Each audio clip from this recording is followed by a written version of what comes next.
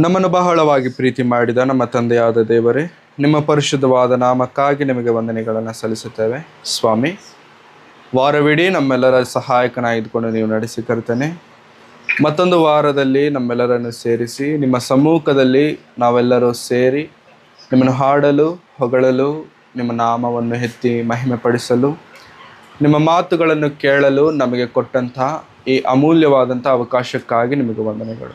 ಸ್ವಾಮಿ, ಈ ದಿನ ನಮಗೆ ಬೇಕಾಗಿರುವಂಥ ನಿಮ್ಮ ಮಾತುಗಳನ್ನು ತಿಳಿಯಪಡಿಸಿ, ನಮ್ಮ ಸಭೆಗೆ ಬೇಕಾಗಿರುವಂಥ ನಿಮ್ಮ ಅಮೂಲ್ಯವಾದ ಮಾತುಗಳನ್ನು ನನ್ನೊಂದಿಗೆ ನೀವು ಮಾತನಾಡಬೇಕೆಂಬುದಾಗಿ ಬೇಡಿಕೊಳ್ಳುತ್ತಿದ್ದೇನೆ. ಸ್ವಾಮಿ, ಕರ್ತನೆ, ಹೇಳುವಂಥವನು ನಾನಾಗಿರದೆ ನಿಮ್ಮ ಆತ್ಮನ ಸಹಾಯದಿಂದ ಮಾತನಾಡುವಂತೆ ಕೃಪೆಯನ್ನು ಕೊಟ್ಟು ನಡೆಸಬೇಕೆಂಬುದಾಗಿ ಬೇಡಿಕೊಳ್ಳುತ್ತಾ ಯೇಸು ಕ್ರಿಸ್ತರವರ ಪರಿಶುದ್ಧವಾದ ನಾಮದಲ್ಲಿ ಪ್ರಾರ್ಥಿಸಿ ಬೇಡಿ ಹೊಂದಿದ್ದೇನೆ, ತಂದೆಯಾದ ದೇವರೇ, ಆಮೆನ್. ಪ್ರಿಯರೇ, ಈ ದಿನದಲ್ಲಿ ದೇವರ ವಾಕ್ಯವನ್ನು, ದೇವರ ಮಾತುಗಳನ್ನು ನಾವು ಧ್ಯಾನಿಸೋರಾಗಿರೋಣ. ಪ್ರತಿ ವಾರ ಅನೇಕ ಮಾತುಗಳನ್ನು ನಾವು ಕೇಳುತ್ತಿದ್ದೇವೆ, ಅನೇಕ ವಿಷಯಗಳನ್ನು ನಾವು ತಿಳಿದುಕೊಳ್ಳುತ್ತಿದ್ದೇವೆ ಎಂಬುದಾಗಿ ನಾನು ನಂಬ್ತಿದ್ದೇನೆ. ಯಾಕೆಂತಂದರೆ ಪ್ರಿಯರೇ, ಇಲ್ಲಿ ಸೇರಿ ಬರುವಂಥದ್ದು ಕೇವಲ ನಾಮ ಮಾತ್ರಕ್ಕೆ ಅಂತೂ ಅಲ್ಲ. ಇಲ್ಲಿ ಬರುವುದರಿಂದ ಒಂದು, ನಮಗೆ ಪ್ರಯೋಜನಕರವಾಗಿರಬೇಕು. ಎರಡನೇದು, ದೇವರಿಗೆ ಉಪಯೋಗಕರವಾಗಿ ಇರಬೇಕು. ಹೇಗೆ ನಮಗೆ ಪ್ರಯೋಜನ, ದೇವರಿಗೆ ಉಪಯೋಗ ಹೇಗೆ ಸಾಧ್ಯವಂತಂದರೆ, ನಾವು ನಮ್ಮ ಹಳೆ ನಡತೆಗಳನ್ನು ಬದಲಾಯಿಸಿಕೊಂಡು ದೇವರಿಗೆ ನೂತನ ಪುರುಷರಾಗಿ, ನೂತನ ಸ್ವಭಾವವುಳ್ಳವರಾಗಿ ಜೀವಿಸುವುದರಿಂದಲೇ ಇದು ಸಾಧ್ಯ.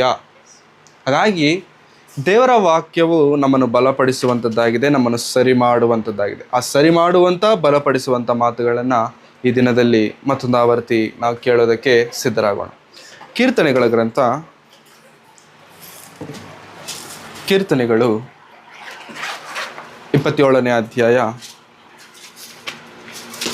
ಕೀರ್ತನೆಗಳ ಗ್ರಂಥ 27ನೇ ಅಧ್ಯಾಯ ಕೊನೆಯ ವಚನವನ್ನು ನಾವು ಓದಿಕೊಳ್ಳೋಣ. ಕೀರ್ತನೆಗಳು 27ನೇ ಅಧ್ಯಾಯ 14ನೇ ವಚನ, ಪುಟ ಸಂಖ್ಯೆ 603. ಕೀರ್ತನೆಗಳು 27ನೇ ಅಧ್ಯಾಯ 14ನೇ ವಚನ. ಯೆಹೋವನನ್ನು ನಿರೀಕ್ಷಿಸಿಕೊಂಡಿರು, ದೃಢವಾಗಿರು, ನಿನ್ನ ಹೃದಯವು ಧೈರ್ಯದಿಂದಿರಲಿ. ಯೆಹೋವನನ್ನು ನಿರೀಕ್ಷಿಸಿಕೊಂಡೇ ಇರು.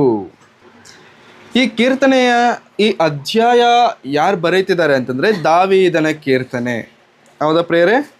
ದಾವೀದನ ಕೀರ್ತನೆ 27ನೇ ಅಧ್ಯಾಯದ ಹೆಡ್ಲೈನ್ಸ್ ನಾವು ಓದೋಣ ಒಮ್ಮೆ. ಗಂಡಾಂತರದಲ್ಲಿ ಭಕ್ತನು ತನ್ನ ನಂಬಿಕೆಯನ್ನು ಪ್ರಕಟಿಸುವುದು. ದಾವೀದನ ಕೀರ್ತನೆ. ಯಾರು ಬರೀತಿದ್ದಾರೆ ಪ್ರಿಯರೇ ಈ ಕೀರ್ತನೆ? ದಾವೀದನು ಬರೀತಿರುವಂಥ ಕೀರ್ತನೆ. ಈ ಕೀರ್ತನೆಯ ಕೊನೆಯ ಭಾಗಕ್ಕೆ ಬರೋಷ್ಟರಲ್ಲಿ ಪ್ರಿಯರೇ, ಈ ಕೀರ್ತನೆಯ ಸಾರಾಂಶವನ್ನು ದಾವೀದನು ಹೇಳ್ತಿದ್ದಾನೆ. Moral of the story. ನಾವೊಂದು ಕತೆ ಕೇಳ್ತೇವೆ. ಚಿಕ್ಕ ವಯಸ್ಸಲ್ಲಿ ಶಾಲೆಗೆ ಹೋದಾಗ ಶಾಲೆಯಲ್ಲಿ ಒಂದು ಕತೆ ಹೇಳ್ತಾರೆ. ಕತೆ ಎಲ್ಲ ಹೇಳಿದ್ಮೇಲೆ ಲಾಸ್ಟಲ್ಲಿ ಆ ಕತೆಯ ಸಾರಾಂಶವನ್ನು ಹೇಳ್ತಾರೆ. ಈ ಕತೆಯ ಸಾರಾಂಶವೇನಂತಂದರೆ ಅಂಥೇಳಿ ಅದರ ಸಾರಾಂಶವೇ ಹೇಳ್ತಾರೆ. ಅದೇ ರೀತಿಯಾಗಿ ದಾವೀದನು ಕೂಡ ಕೀರ್ತನೆ ಎಲ್ಲವನ್ನು ಹಾಡಿ ಆ ಕೀರ್ತನೆಯ ಅರ್ಥವನ್ನು, ಆ ಕೀರ್ತನೆಯ ಸಾರಾಂಶವನ್ನು, ಮೋರಲ್ ಆಫ್ ದಿ ಸ್ಟೋರಿ ಏನಂತಂದರೆ ಕೊನೆಯ ವಚನ. ಈಗ ನಾವು ಓದಿರುವಂಥ ವಚನ 14. ಯೆಹೋವನನ್ನು ನಿರೀಕ್ಷಿಸಿಕೊಂಡಿರು, ದೃಢವಾಗಿರು, ನಿನ್ನ ಹೃದಯವು ಧೈರ್ಯದಿಂದಿರಲಿ. ಯೆಹೋವನನ್ನು ನಿರೀಕ್ಷಿಸಿಕೊಂಡೇ ಇರು. ಎಷ್ಟು ಧೈರ್ಯವಾಗಿ ದಾವೀದನು ಈ ಮಾತನ್ನು ಹೇಳ್ತಿದ್ದಾನೆ ಅಂತಂದರೆ, ಯೆಹೋವನನ್ನು ನಿರೀಕ್ಷಿಸಿಕೊಂಡಿರು. ನಮ್ಮ ದೃಷ್ಟಿ ಯಾರ ಮೇಲೆ ಇರಬೇಕು ಅಂತಂದರೆ ಯೆಹೋವನ ಮೇಲೆ. ಭೂಮಿ ಆಕಾಶಗಳನ್ನು ಉಂಟು ಮಾಡಿರುವಂಥ ಸರ್ವಶಕ್ತನ ಮೇಲೆ ನಮ್ಮ ದೃಷ್ಟಿ ಇರಬೇಕು. ಅದೇ ಮತ್ತೊಂದು ಕೀರ್ತನೆಯಲ್ಲಿ ದಾವೀದನು ಹೇಳ್ತಾನೆ, ನನ್ನ ಸಹಾಯವು ಎಲ್ಲಿಂದ ಬರುವುದು? ನಾನು ಕಣ್ಣೆತ್ತಿ ಪರ್ವತಗಳ ಕಡೆಗೆ ನೋಡುತ್ತೇನೆ. ನನ್ನ ಸಹಾಯವು ಎಲ್ಲಿಂದ ಬರುತ್ತದೆ ಅಂತಂದರೆ ಭೂಮಿ ಆಕಾಶಗಳನ್ನು ಉಂಟು ಮಾಡಿರುವಂಥ ಯೆಹೋವನಾದಿರುವಂಥ ಸರ್ವಶಕ್ತನಿಂದಲೇ. ಹಾಗಾಗಿ ನಮ್ಮ ನಿರೀಕ್ಷೆ, ನಮ್ಮ ಆಧಾರ, ನಮ್ಮ ದೃಷ್ಟಿ, ನಮ್ಮ ಆಲೋಚನೆ ಯಾರ ಮೇಲೆ ಇರಬೇಕಂತಂದರೆ ಯೆಹೋವನ ಮೇಲೆ, ದೇವರ ಮೇಲೆ, ಯೇಸು ಕ್ರಿಸ್ತನ ಮೇಲೆ. ಯಾರಿವರು ಅಂತಂದರೆ ಬಾಯಿ ಮಾತಿನಿಂದ ಸರ್ವಲೋಕವನ್ನು ಉಂಟು ಮಾಡಿದಂಥವರಿವರು. ಬರೀ ಬಾಯಿ ಮಾತಿನಿಂದ ಸರ್ವಲೋಕವನ್ನು ಉಂಟು ಮಾಡಿದಂಥವರು. ಅದಕ್ಕೆ ಯೆಹೋವನನ್ನು ನಿರೀಕ್ಷಿಸಿಕೊಂಡಿರು, ದೃಢವಾಗಿರು, ಕದಲಬೇಡ. ದೃಢವಾಗಿರು ಅಂತಂದ್ರೆ ಏನು ಅರ್ಥ ಗೊತ್ತಾ? ಕದಳಬೇಡ ನೀನು. ಯಾಕೆಂತಂದ್ರೆ ನಿನ್ನ ನಿರೀಕ್ಷೆ ಯಾರ ಮೇಲಿದೆ? ಯೆಹೋವನ ಮೇಲೆ, ದೇವರ ಮೇಲೆ. ಮನೆಗೆ ಪಿಲ್ಲರ್ ಹಾಕ್ತೀವಿ, ಹೇಗಾಗ್ತೀವಿ? ಅದನ್ನು ಅಳ್ಳಾಡೋ ಥರ ಹಾಕ್ತೀವ, ಅಲ್ಲಾಡ್ದಂತ ಹಾಕ್ತೀವ? ಅಳ್ಳಾಡಬಾರ್ದು. ದೃಢವಾಗಿ ಹಾಕ್ತೇವೆ, ಬಲವಾಗಿ ಹಾಕ್ತೇವೆ. 1-2 ಸಿಮೆಂಟ್ ಜಾಸ್ತಿ ಆದ್ರೂ ಪರವಾಗಿಲ್ಲ, ಏನಾಗಬೇಕದು? ಬಲವಾಗಿರಬೇಕು. ನಾಳೆ ಇನ್ನೊಂದು ಮೋಲ್ಡ್ ಎತ್ತಿದ್ರೂ ಕೂಡ ಅದು ದೃಢವಾಗಿರಬೇಕು, ತಡ್ಕೊಳ್ಳೋ ಕೆಪಾಸಿಟಿ ಅದಕ್ಕಿರಬೇಕು. ಇದು ದೃಢತ್ವ ಅಂದರೆ. ಇದು ದೃಢ ಸಿಗುತ್ತೆ. ಆ ದೃಢ ಹೇಗೆ ಸಿಕ್ಕಿತು ಒಂದು ಪಿಲ್ಲರ್ಗೆ ಅಂತಂದರೆ, ಕಂಬಿಗಳು ಹಾಕಿ, ಸಿಮೆಂಟ್ ಹಾಕಿ, ಜಲ್ಲಿ ಹಾಕಿ, ನೀರು ಹಾಕಿ, ಇದೆಲ್ಲ ಹಾಕಿದ್ರೇ ಅದಕ್ಕೆ ದೃಢತ್ವ. ಈ ಭಕ್ತಿಯ ಜೀವನಕ್ಕೆ, ಈ ಒಂದು ದೇವರ ನಂಬಿಕೆಯ ಪ್ರಯಾಣಕ್ಕೆ ದೃಢ ಯಾರು ಅಂತಂದರೆ ದೇವರೇ ಆಧಾರ, ದೇವರೇ ದೃಢ, ದೇವರೇ ಆ ಸಮಸ್ತವಾಗಿದ್ದಾರೆ ಪ್ರಿಯರೇ. ಅದಕ್ಕೆ ಯೆಹೋವನನ್ನು ನಿರೀಕ್ಷಿಸಿಕೊಂಡಿರು. ಈ ನಿರೀಕ್ಷೆ ಹೇಗಿರಬೇಕು? ದೃಢವಾಗಿರಬೇಕು, ಅಳ್ಳಾಡಬಾರದು, ಚಂಚಲವಾಗಬಾರದು. ಬಿಲ್ಡಿಂಗ್ ಕಟ್ಟಿದ ಮೇಲೆ ಅಳ್ಳಾಡ್ತಂತ ಅಂದ್ಕೊಳ್ಳಿ. ಬಿಲ್ಡಿಂಗ್ ಇರ್ತೀವ, ಬಿಲ್ಡಿಂಗಲ್ಲಿ ನಾವು ಬಿಲ್ಡಿಂಗಲ್ಲಿ ಒಂದು ಸ್ವಲ್ಪ ಚಿಕ್ಕ ಕ್ರ್ಯಾಕ್ ಬಂದ್ರೇ ಮನೆ ಬಿಟ್ಟು ಹೋಗ್ಬಿಡ್ತೀವಿ. ಕ್ರ್ಯಾಕ್ ಬಂದ್ರೇ ಮನೆ ಒಡೆದೋಗುತ್ತೆ, ಬಿದ್ದೋಗುತ್ತೆ ಅಂತ ಹೇಳ್ಬಿಟ್ಟು ಮನೆ ಬಿಟ್ಟು ಹೋಗ್ತೀವಿ. ಅಂಥದ್ರಲ್ಲಿ ಅಳ್ಳಾಡಿದ್ರೆ ಇರ್ತೇವಾ? ಇಲ್ಲ. ಯೆಹೋವನನ್ನು ನಿರೀಕ್ಷಿಸಿಕೊಂಡಿರು, ದೃಢವಾಗಿರು. ನಿನ್ನ ಹೃದಯವು ಧೈರ್ಯದಿಂದಿರಲಿ. ಸೋತೋಗ್ಬೇಡ, ಕುಂಗಿ ಹೋಗಬೇಡ, ಧೈರ್ಯ ಕೆಡಬೇಡ, ಧೈರ್ಯವಾಗಿರು.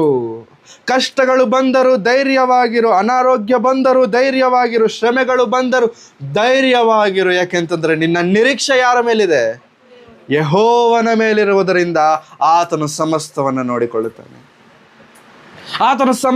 ನೋಡಿಕೊಳ್ಳುತ್ತಾನೆ. ದೃಢವಾಗಿರು, ನಿನ್ನ ಹೃದಯವು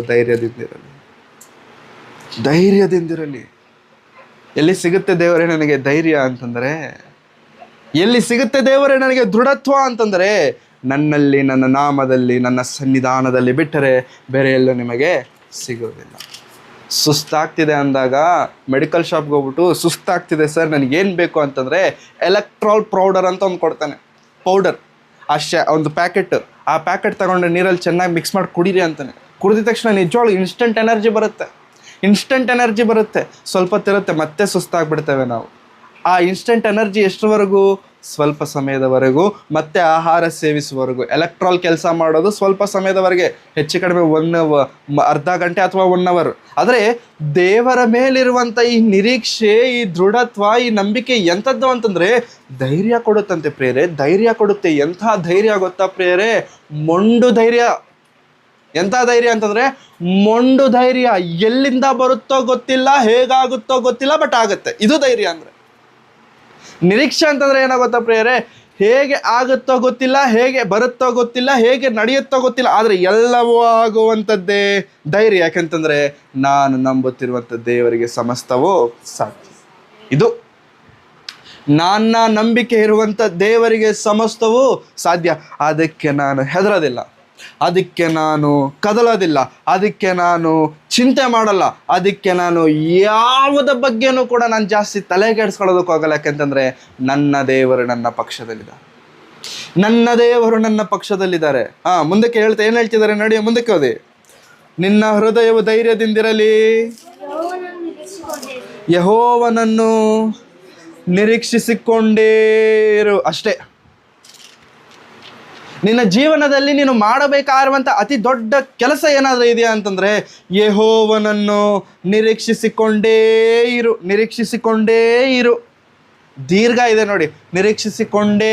ದೀರ್ಘ ಅಂತಂದರೆ ಏನೋ ಗೊತ್ತಾ? ನಿನ್ನ ಜೀವನ ಮುಗಿಯೋವರೆಗೂ ಕೂಡ ಆತನ ಮೇಲಿರುವಂಥ ನಿರೀಕ್ಷೆಯನ್ನು, ನಂಬಿಕೆಯನ್ನು ಕದಲಗೊಳಿಸಬೇಡ. ನಿನ್ನ ಜೀವನ ಇರೋವರೆಗೂ ಕೂಡ ಆತನ ಮೇಲಿರಬೇಕಾಗಿರುವಂಥ ಭರವಸೆಯನ್ನು ನಿನ್ನ ಕದಲಗೊಳಿಸಬೇಡ. ನಿರೀಕ್ಷಿಸಿಕೊಂಡೇ ಇರು. ಏನು ಬರುತ್ತೆ ದೇವರೇ ನಿನ್ನನ್ನು ನಿರೀಕ್ಷಿಸಿಕೊಂಡ್ರೆ ಅಂತ? ಧೈರ್ಯ ಬರುತ್ತೆ. ಏನು ಬರುತ್ತೆ ದೇವರೇ ನಿನ್ನನ್ನು ನಿರೀಕ್ಷಿಸಿಕೊಂಡ್ರೆ ಅಂತಂದರೆ ದೃಢತ್ವ ನಿನಗೆ ಸಿಗುತ್ತೆ. ಯಾವುದರಲ್ಲಿ? ಎಲ್ಲದರಲ್ಲೂ. ಲೌಕಿಕವಾಗಿ ದೇವರು ಮಾಡುವುದಕ್ಕೆ ಶಕ್ತನ, ಆತ್ಮೀಯವಾಗಿ ಆತ್ಮೀಯ ವಿಷಯಗಳಲ್ಲೂ ಕೂಡ ಬಲಪಡಿಸೋದಕ್ಕೆ ದೇವರು ಶಕ್ತನಾಗಿದ್ದಾನೆ. ಇದು ಪ್ರಿಯರೇ ನಮಗೆ ಬೇಕಾಗಿರುವಂಥ, ಶದ್ರಕ್, ಮೇಷಕ್, ಅಬೇದ್ನೆಗೋ ನಮಗೆ ಗೊತ್ತು ಪ್ರಿಯರೇ. ಅವರಿಗೆ ದೇವರ ಮೇಲಿರುವಂಥ ನಿರೀಕ್ಷೆ, ದೇವರ ಮೇಲಿರುವಂಥ ನಂಬಿಕೆ ಎಂಥದ್ದು ಗೊತ್ತಾ? ಆ ನಿರೀಕ್ಷೆ ಅವರಿಗೆ ಧೈರ್ಯ ಕೊಡ್ತು. ದೇವರ ಮೇಲೆ ಅವರಿಗಿದ್ದಂಥ ನಿರೀಕ್ಷೆ ಅವರಿಗೆ ಧೈರ್ಯ ಕೊಡ್ತು. ಎಂಥ ಧೈರ್ಯ ಅಂತಂದರೆ, ಅವರಿಗೆ ಗೊತ್ತಿಲ್ಲ, ರಾತ್ರಿಯಲ್ಲಿ ದೇವರು ಬಂದು ಮಾತಾಡಿಲ್ಲ, ನೀನು ನಾಳೆ ಬೆಳಿಗ್ಗೆ ನೆಬೂಕದ್ನೆಚ್ಚರ್ ಹತ್ರ ಹೋಗ್ತೀಯಾ, ಅವನು ನಿನ್ನನ್ನು ಅಡ್ಡ ಬೀಳಕ್ಕೆ ಹೇಳ್ತಾನೆ, ನೀನು ಅಡ್ಡ ಬೀಳಬೇಡ, ನಾನು ನಿನ್ನನ್ನು ರಕ್ಷಿಸ್ತೇನೆ ಅಂತ ಕನಸಲ್ಲಿ ಬಂದು ಹೇಳಿಲ್ಲ ದೇವರು. ದರ್ಶನ ಕೊಟ್ಟಿಲ್ಲ ದೇವರ ಮೂವರಿಗೆ. ದರ್ಶನ ಕೊಟ್ಟಿದ್ದಿದ್ರೆ ಬೇರೆ ಥರ ಆಗ್ತಿತ್ತೇನೋ, ದರ್ಶನ ಕೊಟ್ಟಿಲ್ಲ. ಆದರೆ ದೇವರ ಮೇಲೆ ಅವ್ರಿಗಿರುವಂಥ ನಂಬಿಕೆಯಿಂದ ನೆಬೂಕದ್ನೆಚ್ಚರನಿಗೆ ಹೇಳುವಂಥ ಮಾತೇನೋ ಗೊತ್ತಾ? ಅರಸೇ, ನೆಬೂಕದ್ನೆಚ್ಚರನೇ, ಇದು ನಿನಗೆ ನೆನಪಿರಲಿ. ಏನೋ ಗೊತ್ತಾ? ನಾನು ನಂಬಿರುವಂಥ ನಮ್ಮ ದೇವರಿಗೆ ಬಿಟ್ಟು ಈ ಶಿರಸ್ಸು ಯಾವರಿಗೂ ತಲೆ ಬಗ್ಗಿಸುವುದಿಲ್ಲ. ನಾನು ನಂಬಿರುವಂಥ ನನ್ನ ದೇವರು ನಮ್ಮನ್ನು ಈ ಅಗ್ನಿಯೊಳಗಿಂದ ಕಾಪಾಡಿದರು. ಚಿತ್ತವಿದ್ದರೆ ಕಾಪಾಡ್ತಾರೆ, ನನ್ನ ದೇವರು ಶಕ್ತನು. ಒಂದು ವೇಳೆ ಚಿತ್ತವಿಲ್ಲದಿದ್ದರೂ ಅರಸೆ, ಈ ಮಾತು ನನಗೆ ನೆನಪಿರಲಿ. ನಾವು ಪ್ರಾಣ ಹೋದ ನಂತರವೂ ಕೂಡ ಈ ನಮ್ಮ ಮಾತುಗಳು ನಿಮ್ಮ ಕಿವಿಯಲ್ಲಿರಬೇಕು. ಏನಂತಂದರೆ, ನೀನು ನಿಲ್ಲಿಸಿದಂಥ ವಿಗ್ರಹವನ್ನು, ನೀನು ನಿಲ್ಲಿಸಿದಂಥ ಬಂಗಾರದ ಪ್ರತಿಮೆಗೆ ನಾವು ನಮ್ಮ ಶಿರಸ್ಸನ್ನು ತಗ್ಗಿಸೋದಿಲ್ಲ. ಯಾರು ಇವರು? ನೆಬೂಕದ್ನೆಚ್ಚರನ ಯಾರು ಗೊತ್ತಾ ಪ್ರಿಯರೇ? Do you know who is Nebuchadnezzar? ರಾಜ ಅಲ್ಲ, ತಪ್ಪದು. ರಾಜ ಅಲ್ಲ, ಚಕ್ರವರ್ತಿ. ಚಕ್ರವರ್ತಿಗೂ ರಾಜನಿಗೂ ತುಂಬ ವ್ಯತ್ಯಾಸ ಇದೆ. ರಾಜ ಅಂತಂದರೆ ಒಂದು ದೇಶಕ್ಕೆ ಮಾತ್ರ ರಾಜ. ಚಕ್ರವರ್ತಿ ಅಂತಂದರೆ ಅನೇಕ ದೇಶಗಳು ಅವನ ಅಂಡರಲ್ಲಿರುತ್ತೆ.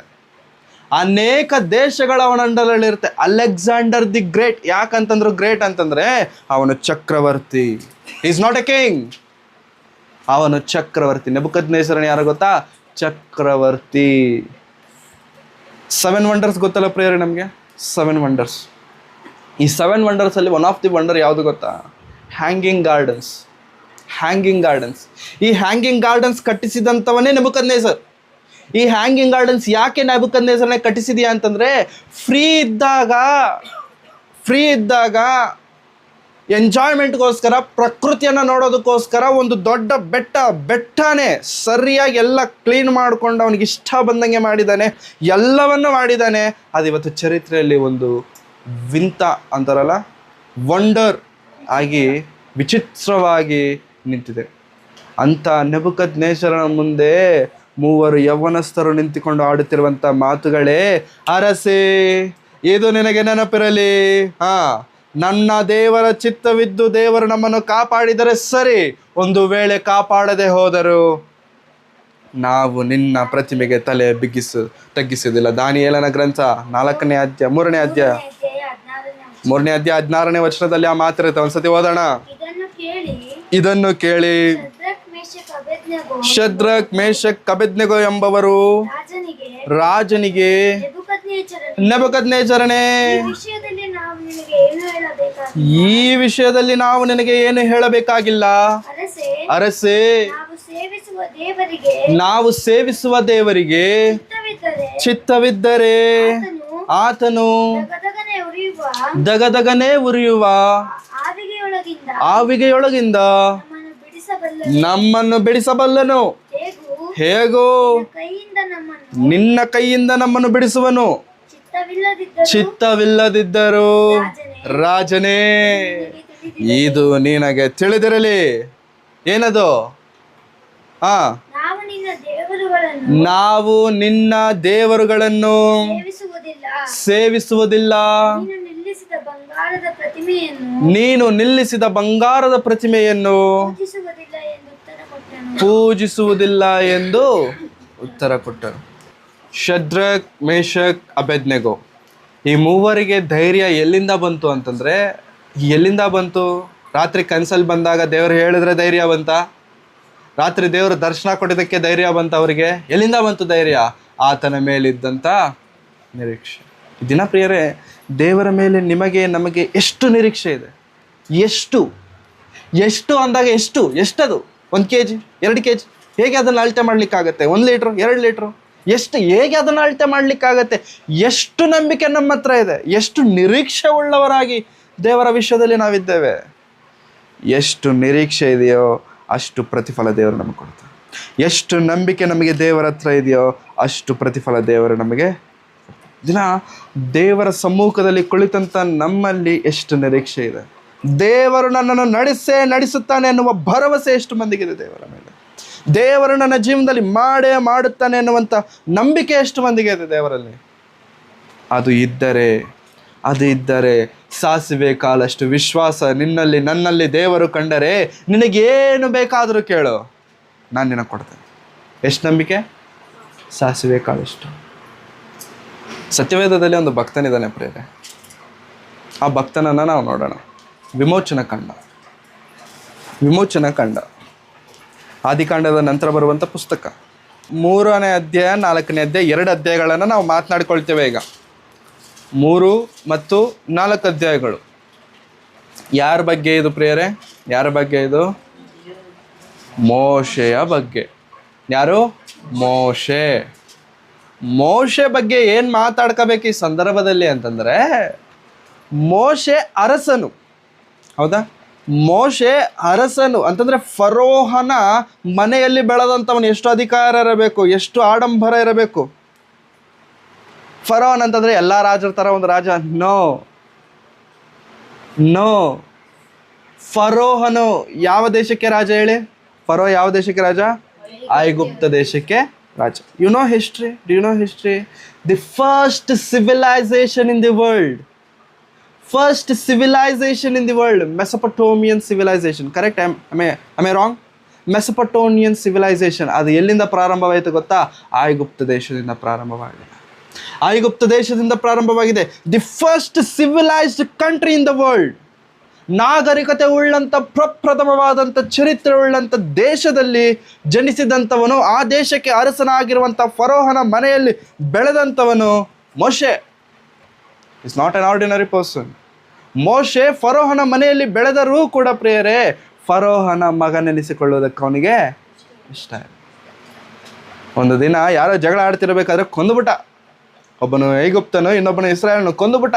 ಫರೋಹನ ಎಲ್ಲಿ ಗೊತ್ತಾಗ್ಬಿಡುತ್ತೆ ಅಂತೇಳಿ ಓಡಿ ಬಂದು, ಅಲ್ಲಿ ಇತ್ರೋ ಎನ್ನುವಂಥ ಒಬ್ಬ ವ್ಯಕ್ತಿ ಇದ್ದಾನೆ. ಆ ಇತ್ರೋ ಅವನಿಗೆ ಮಕ್ಕಳಿದ್ದಾರೆ, ಹೆಣ್ಣು ಮಕ್ಕಳಲ್ಲಿ ಒಬ್ಬಳನ್ನು ಮದುವೆ ಮಾಡಿಕೊಂಡ. ಸಿಪ್ಪೋರಾ ಎನ್ನುವಂಥವರನ್ನು ಮದುವೆ ಮಾಡಿಕೊಂಡು ಅಲ್ಲೇ ವಾಸ ಮಾಡ್ತಿದ್ದ.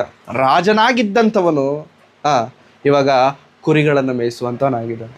ರಾಜನು ಸಿಂಹಾಸನ ಮೇಲೆ ಕುಳಿತುಕೊಳ್ಳಬೇಕಾದಂಥ ಶ್ರೇಷ್ಠತ್ವ ಅಧಿಕಾರವುಳ್ಳಂಥವನು ಎಲ್ಲಿದ್ದಾನೆ ಇವಾಗ? ಕುರಿಗಳನ್ನು ಮೇಯಿಸ್ತಿರ್ಬೇಕು. ಈ ಕುರಿಗಳನ್ನು ಮೇಯಿಸ್ತಿರ್ಬೇಕಾದ್ರೆ ಒಂದು ದಿನ ಕತ್ಲಲ್ಲಿ ಒಂದು ಬೆಂಕಿ ಕಾಣಿಸ್ತಂತೆ. ಆ ಬೆಂಕಿಯೇನೋ ದಗದಗನೇ ಸುರಿಯುತ್ತಿದೆ, ಆದರೆ ಆ ಪೊದೆ ಮಾತ್ರ ಸುಡ್ತಿಲ್ಲ. ಏನಿದು ವಿಚಿತ್ರ, ಏನಿದು ಆಶ್ಚರ್ಯ, ಏನಿದು ನೋಡೋಣ ಅಂತೇಳಿ ಆ ಬೆಟ್ಟವನ್ನು ಹತ್ತಿ ಇನ್ನೇನು ಹತ್ತಿರ ಹೋಗುತ್ತಿರಬೇಕಾದ್ರೆ ಒಂದು ಗಂಭೀರವಾದಂಥ ಸ್ವರ ಮೋಶೆಗೆ ಕೇಳಿಸಿತು. ನಿನ್ನ ಕೆರಗಳನ್ನು ಅಲ್ಲೇ ಬಿಟ್ಟು ಬಾ, ನಿನ್ನ ಚಪ್ಪಲಿ ಬಿಟ್ಟು ಬಾ, ಇದು ಅತಿ ಪರಿಶುದ್ಧವಾದ ಸ್ಥಳ. ಮೋಶೆ ಕೆರಗಳನ್ನು ಬಿಟ್ಟ ಆ ಪರಿಶುದ್ಧವಾದಂಥ ಆ ಬೆಂಕಿಯ ಬಳಿಗೆ ಹೋಗುತ್ತಿದ್ದಾನೆ. ಬೆಂಕಿಯ ಬಳಿಗೆ ಹೋಗುತ್ತಿರಬೇಕಾದ್ರೆ ಮೋಶೆ ಜೊತೆಗೆ ಒಂದು ಸ್ವರ ಕೇಳಿಸುತ್ತಿದೆ. Do you know who am I? ಯಾರು ಗೊತ್ತಾ ನಾನು? ನನ್ನ ಸ್ವರ ಯಾರ್ದು ಗೊತ್ತಾ? ಈ ಸ್ವರ ಯಾರ್ದು ಗೊತ್ತಾ? ಯಾರ ಜೊತೆಗೆ ನೀನು ಮಾತನಾಡ್ತಿದ್ಯಾ ಗೊತ್ತಾ? ಆಕಾಶವನ್ನು ಭೂಮಿಯನ್ನು ಉಂಟು ಮಾಡಿದಂಥ ದೇವರ ಜೊತೆಗೆ, ಆದಾಮನಿಗೆ ಮೊದಲ ಮನುಷ್ಯನಿಗೆ ಉಸಿರನ್ನು ಕೊಟ್ಟಂಥ ದೇವರ ಜೊತೆಗೆ, ಅಬ್ರಹಾಮನನ್ನು ಈ ಕಾನಾನ್ ದೇಶಕ್ಕೆ ನಡೆಸಿದಂಥ ದೇವರ ಜೊತೆಗೆ, ಈಸಾಕನ ದೇವರು, ಯಾಕೋಬನ ದೇವರು, ಇಸ್ರಾಯೇಲ್ಯರ ದೇವರೊಂದಿಗೆ ನೀನು ಮಾತನಾಡ್ತಿದ್ಯಾ mister Moses. Do you know who am I? ನಾನೇನಂತ ನಿನಗೆ ಗೊತ್ತಾ? ಸ್ವಾಮಿ ನೀವಾ ಹೇಳಿ, ನಿನಗೊಂದು ಕೆಲಸ ಇದೆ ಮೋಶೆ, ನೀನೊಂದು ಕೆಲಸ ಮಾಡಬೇಕು. ಕೆಲಸನ? ಏನು ಕೆಲಸ? ಏನಂತಂದರೆ, ನೀನು ಬಿಟ್ಟು ಬಂದಲ್ಲ ಐಗುಪ್ತ ದೇಶ, ನೀನು ಬೇಡ ಅಂತ ಓಡ್ ಬಂದಲ್ಲ ಐಗುಪ್ತ ದೇಶ, ಅಲ್ಲಿಗೆ ಹೋಗ್ಬೇಕು. ಅವಾಗ ಮೋಶೆ ಹೇಳ್ತಾನೆ, ನೀವು ಏನೇ ಕೆಲಸ ಹೇಳಿ ನಾನು ಮಾಡ್ತೇನೆ, ಆದರೆ ಐಗುಪ್ತ ದೇಶಕ್ಕೆ ಹೋಗಿ ಅಂತ ಮಾತ್ರ. ಇವಾಗ ಹೇಳಿ, ಮೋಶೆಗೆ ಧೈರ್ಯ ಇದೆಯಾ ಇಲ್ವಾ? ಫರೋಹನನ್ನು ಎದುರಾಕೊಳ್ಳೋದಕ್ಕೆ ಧೈರ್ಯ ಇದೆಯಾ ಇಲ್ವಾ? ಧೈರ್ಯ ಇಲ್ಲ. ಸಾಮಾನ್ಯನು ಪ್ರಿಯರೇ, ಎಷ್ಟು ಧೈರ್ಯ ಬರುತ್ತೆ? ಇವಾಗ ನಾವು ಮೋದಿ ಹತ್ರ ಹೋಗ್ಬಿಟ್ಟು ಒಂದು ಪ್ರಸಂಗ ಹೇಳಿ ಅಂತಂದರೆ ಏನು ಪ್ರಸಂಗ ಮಾಡ್ತೀವಿ? ಮೋದಿ ಹತ್ರ ಹೋಗ್ಬಿಟ್ಟು ಧೈರ್ಯ ಬೇಕು. ಮೋಶೆಗೆ ಮೊದಲೇ ಓಡ್ ಬಂದಿದ್ದಾನೆ, ನೋಡಿದ್ರೆ ಕೊಂದು ಬಿಡ್ತಾನೆ, ಚಾಪ್ಸ್ ಮಾಡಿಬಿಡ್ತಾನೆ. ರೀಸೆಂಟಾಗಿ ಹೋದ ವರ್ಷ 2024 ಸೆಪ್ಟೆಂಬರ್ ಆರ್ ಅಕ್ಟೋಬರ್ ತಿಂಗಳಲ್ಲಿ ಪ್ರೇರೆ ಬೆಂಗಳೂರಲ್ಲೇ ಒಂದು ಮನೆ 10 ದಿನ ಮುಚ್ಚಿದೆ. ಮನೆ ಒಳಗಿಂದ ವಾಸನೆ ಬರ್ತಿದೆ. ಏನು ವಾಸನೆ ಅಂತಂತ ಅವ್ರ ನೈಬರ್ಸ್ಗೆ, ತಂದೆ ತಾಯಿಗಳಿಗೆ ಫೋನ್ ಮಾಡಿ, ಅಕ್ಕಪಕ್ಕದ ಮನೆಯವ್ರು ಫೋನ್ ಮಾಡಿಬಿಟ್ಟು, ಏನೋ ನಿಮ್ಮ ಮನೆ ತುಂಬ ದಿನದಿಂದ ಲಾಕ್ ಆಗಿದೆ, ಬಂದು ನೋಡಿ ಅಂತಂದರೆ ಮಾರನೇ ದಿನ ಊರಿಂದ ಅಪ್ಪ ಅಮ್ಮ ಬಂದ್ಬಿಟ್ಟು ಡೋರ್ ಓಪನ್ ಮಾಡಿದ್ರೆ ಎಲ್ಲ ಮನೆಯೆಲ್ಲ ಗಲೀಜು ಹೆಂಗಂದ್ರೆ ಹಂಗಿದೆ, ವಾಸನೆ ಬರ್ತಿದೆ, ಕೊಳ್ತೋಗಿರುವಂಥ ಭಯಂಕರವಾದ ಕೆಟ್ಟ ವಾಸನೆ ಬರ್ತಿದೆ. ಎಲ್ಲಿಂದ ಬರ್ತಿದೆ ಅಂತಂದರೆ ಫ್ರಿಡ್ಜ್ ಓಪನ್ ಮಾಡಿ ನೋಡಿದ್ರೆ ಪೀಸ್ ಮಾಡಿ ಇದೆ. ಯಾರ್ದು ಅಂತಂದರೆ ಮಗಳ ಬಾಡಿನ ಪೀಸ್ ಮಾಡಿ ಫ್ರಿಡ್ಜಲ್ಲಿ ಇಟ್ಟಿದೆ. ಗೊತ್ತಿರುತ್ತೆ, ತುಂಬ ಜನ ಕೇಳಿರ್ತಾರೆ ವಿಷಯ, ನ್ಯೂಸಲ್ಲೆಲ್ಲ ಬಂದಿರುತ್ತೆ, ಅದು ಬೆಂಗಳೂರಲ್ಲಿ ನಡೆದಿದ್ದೆ. ಯಾಕೆ ಈ ವಿಷಯ ಹೇಳಿದೆ ಅಂತಂದರೆ, ಫರೋಹನ ಹತ್ರ ಒಂದು ವೇಳೆ ಮೋಶೆ ಹೋಗಿದ್ರೆ ಮೋಶೆನೂ ಕೂಡ ಫರೋಹನ್ ಹಂಗೆ ಮಾಡ್ತಿದ್ದ, ಪೀಸ್ ಕುಯ್ದುಬಿಟ್ಟು ಫ್ರಿಡ್ಜಲ್ಲಿ ಇಡ್ತಿದ್ದ. ಯಾಕೆ ಅಂತಂದರೆ ಅಷ್ಟು ಕೋಪ ಇದೆ ಫರೋಹನಿಗೆ ಮೋಶೆ ಮೇಲೆ, ಅಷ್ಟು ಕೆಟ್ಟ ಕೋಪ ಇದೆ. ಅಂಥವನ ಹತ್ರ ಹೋಗಿ ಯಾರು ಹೇಳ್ತಿದ್ದಾರೆ? ಯೆಹೋವನು ಬಂದು ಹೇಳ್ತಿದ್ದಾರೆ. ಅವಾಗ ಹೇಳ್ತಾರೆ ಮೋಶೆ, ಎಷ್ಟು ಆ ಸಂಭಾಷಣೆ ನಾವು ಓದೋದಾದರೆ ಪ್ರೇರೆ, ಸಮಯವಿದ್ದಾಗ ಅದನ್ನು ಓದಿ, ನಾನು ಇವಾಗ ಓದಲಿಕ್ಕೆ ಸಮಯವಿಲ್ಲ. 3ನೇ ಅಧ್ಯಾಯದ ಪೂರ್ತಿ 4ನೇ ಅಧ್ಯಾಯದ ಪೂರ್ತಿ ಓದೋದಾದರೆ, ನೀನು ತಲೆ ಕೆಡಿಸ್ಕೋಬೇಡ, ನೀನು ಹೋಗು, ನಾನು ನಿನ್ನ ಜೊತೆಗಿರ್ತೀನಿ ಅಂತಾನೆ. ಸ್ವಾಮಿ ಬಿಟ್ಬಿಡು, ನಾನು ಹೋಗಲ್ಲ. ನೀನು ಎದುರುಬೇಡ, ನಾನಿದ್ದೇನೆ ನಿನ್ನ ಜೊತೆಗೆ, ನೀನು ಹೋಗು ಅಂತಂದರೆ, ಸ್ವಾಮಿ ದಯವಿಟ್ಟು ಕ್ಷಮಿಸ್ಬಿಡು, ನಾನು ಹೋಗೋಕ್ಕೆ ಆಗಲ್ಲ. ಅವಾಗ ಯೆಹೋವನು ಹೇಳ್ತಾನೆ, ನಿನ್ನ ಕೈ ನೋಡ್ಕೊಂಡ, ನಿನ್ನ ಕೈಯಲ್ಲಿರುವಂಥ ಕೋಲಿದೆಯಲ್ಲ, ಕೋಲನ್ನು ನೆಲದ ಮೇಲೆ ಹಾಕು, ಏನಾಗುತ್ತೆ? ಹಾವಾಗುತ್ತೆ. ಅಯ್ಯೋ ಹಾವಾಗೋಯ್ತು ಅಂತ ಎದುರುಬೇಡ, ಹಾವಿನ ಬಾಲ ಹಿಡ್ಕೊ ಹೇಳ್ತೇನೆ. ಕಚ್ಬಿಡುತ್ತೆ. ಇಲ್ಲ ನೀನು ಬಾಲ ಹಿಡ್ಕೊ ಹಿಡ್ಕೊಂಡಿದ್ದ ತಕ್ಷಣ ಮತ್ತೆ ಏನಾಯ್ತದು? ಕೋಲ ಆಯಿತು. ಮತ್ತೆ ನೀನು ಶರ್ಟ್ ಹಾಕೊಂಡಿದ್ಯಲ್ಲ, ಶರ್ಟ್ ಒಳಗಡೆ ಕೈ ಇಡು, ಕೈ ತೆಗಿ. ಏನಾಯಿತು? ಬೆಳ್ಳಗೆ ಹಿಮದಂತ ಬೆಳ್ಳಗಾಗೋಯ್ತು, ಕುಷ್ಠರೋಗ ಬಂದಂಗೆ ಆಗೋಯ್ತು. ಅಯ್ಯೋ ಏನು ಸ್ವಾಮಿ, ಕೈ ಇಷ್ಟೊತ್ತು ಚೆನ್ನಾಗಿತ್ತಲ್ಲ, ಇವಾಗ ಮತ್ತೆ ತಲೆ ಕೆಡಿಸ್ಕೋಬೇಡ, ಒಳಗಡೆ ತೆಗಿ, ಏನಾಗುತ್ತೆ? ನಾರ್ಮಲ್ ಆಗುತ್ತೆ. ಪ್ರೇರೆ ಯಾಕೆ ಇದನ್ನೆಲ್ಲ ಮೋಶೆಗೆ ಮೋಶೆ ಹಾವಾಗುತ್ತೆ ಅಂದ್ಕೊಂಡ ಯಾವತ್ತಾದ್ರೂ ಕೋಲ್ನ? ನಾನು ಮಾಡಿದೆ. ನಿನ್ನ ಕೈ ಈ ಥರ ಇಮಿಡಿಯೇಟಾಗಿ ವಾಸಿ ಆಗುತ್ತೆ ಅಂತ ಅಂದ್ಕೊಂಡ? ನಾನು ಮಾಡಿದೆ. ನನ್ನಿಂದ ಏನಾಗಲ್ಲ ಅಂತ ನೀನು ಅಂದ್ಕೊಳ್ತಿದ್ದೆ, ನಾನು ನಿನ್ನ ಜೊತೆಗಿದ್ದೇನೆ, ಹೋಗು ಮೋಶೆ ಅಂತಂದ್ರೂ ಕೂಡ ಮೋಶೆಗೆ, ಸ್ವಾಮಿ ಏನು ಅನ್ಕೋಬೇಡ, ನಾನು ಹೋಗಲ್ಲ. ನಾವು ತುಂಬ ಸತಿ ಪ್ರೇರೆ ದೇವ್ರು ನಮಗೆ ಧೈರ್ಯ ಕೊಡ್ತಿರ್ತಾರೆ, ನಾನಿದ್ದೇನೆ, ನೀನು ತಲೆ ಕೆಡಿಸ್ಕೋಬೇಡ, ನೀನು ಮುಂದಕ್ಕೆ ಹೋಗು, ನಾನಿದ್ದೇನೆ ನಿನ್ನ ಜೊತೆಗೆ, ನೀನು ಯಾಕೆ ತಲೆ ಕೆಡಿಸ್ಕೊಳ್ತೀಯ, ಮುಂದಕ್ಕೆ ಹೋಗು. ಆವಾಗ ನಾವು ಸೇಮ್ ಉತ್ತರ ಕೊಡ್ತಿರ್ತೇವೆ, ಅಯ್ಯೋ ಬೇಡ ಸ್ವಾಮಿ, ನಾನು ಒಬ್ಬನೇನಾ, ಬೇರೆಯವ್ರು ಇಲ್ವಾ? ಹೆಂಗೆ ಹೇಳಿ, ನಾನು ಒಬ್ಬನೇನಾ, ಬೇರೆ ಯಾರೂ ಇಲ್ವಾ? ಹಾಡಾಡಕ್ಕೆ ಕೇಳಿದಾಗ ಯಾರಿಗಾದರೂ ನಮ್ಮ ಸಭೆಯಲ್ಲಾಗಲಿ ಎಲ್ಲೇ ಆಗಲಿ ಸಾಧಾರಣವಾಗಿ ನಡೆಯುವಂಥದ್ದು, ಬ್ರದರ್ ಬಂದು ಹಾಡಾಡಿ ಪ್ರಾರ್ಥನೆ ಮಾಡಿ ಹಿಂಗೆ ಏನಂತಾರೆ ಹೇಳಿ, ನಾನು ಬೇಡ, ಪಕ್ಕದಲ್ಲಿ ಹಿಂದೆ ಮುಂದೆ ಹಿಂಗೆ ಅವ್ರಿಗೆ ತೋರಿಸ್ತಾರೆ. ಯಾಕೆ? ನಂಗೆ ಬೇಡ, ನಾನು ಮಾಡಲ್ಲ, ನಾನು ಒಬ್ಬನೇ ಕಾಣಿಸ್ತಿದ್ದೀನಿ, ನಿಮಗೆ ಪಕ್ಕದಲ್ಲಿ ಕಾಣಿಸ್ತಿಲ್ವ, ಅವ್ರಿಗೆ ಹೇಳ್ಬೋದಲ್ವ ಅಂತ ಅವ್ರ ಉದ್ದೇಶ. ಆದರೆ ಅದರ ಉದ್ದೇಶ, ಅದರ ಅರ್ಥ ಏನೋ ಗೊತ್ತಾ? This is the chance for you, ಇದು ನಿನಗೆ ಅವಕಾಶ. ಆ ಕೈ ನಿನ್ನ ಕಡೆಗೆ ತಿರುಗಿದೆ ಅಂತಂದರೆ ಏನು ಅರ್ಥ ಗೊತ್ತಾ? This is your chance, this is your time.